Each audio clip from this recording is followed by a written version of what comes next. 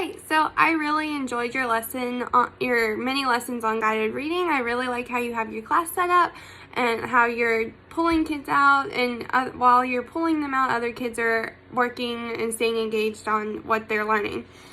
So first, I would just like to say I really like the way you get the students' attention. You ring the bell and almost immediately your students are looking at you, they're getting quiet, and they're waiting for your instructions on what to do next.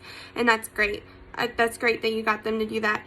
But what I would say is that if you're going to do that, try to maintain consistency with your classroom management routines and procedures. So if you're going to ring the bell, make sure you do it every single time. And when you are ringing the bell, if you see a student that immediately gets quiet, looks at you, and waits for instruction, make sure you point that out. Like say, oh, so-and-so, I like how so-and-so is getting quiet and they're looking at me waiting for instructions on what to do next.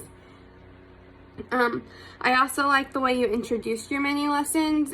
Before you began your new lesson, you reviewed over what the students were reading and you asked them questions just to kind of keep them on track and to make sure that they're ready to begin the new lesson. When you do that though, what I would do for next time is I would make sure after you do your little mini review that there's no other questions or they don't need any more clarification, just so that you know that they're all on track and ready to move on.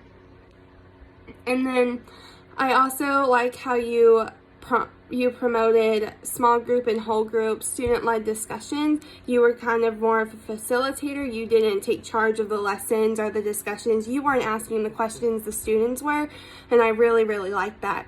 That's a great way to make sure that students are in charge of their own learning. So for next time, if you see a group or if you notice that the discussion is taking a turn in the wrong direction, like they're getting off task, they're talking about something else, a way to kind of correct that is to ask prompting questions. Like ask them questions about what they're supposed to be talking about, questions that challenge them to think more critically. And that's a great way to kind of like get the students back on track and back onto what they're learning.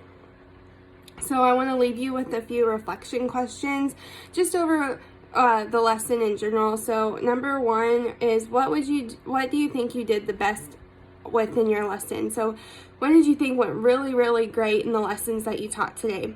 And then number two is what would you do different if you had to teach these lessons again? So is there something that you would change because you just didn't like how it went or it didn't work out the way you expected? What would you do different?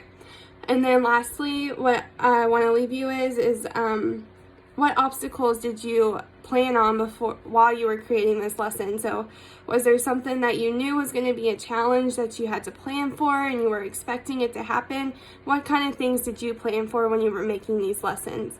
Overall, great job.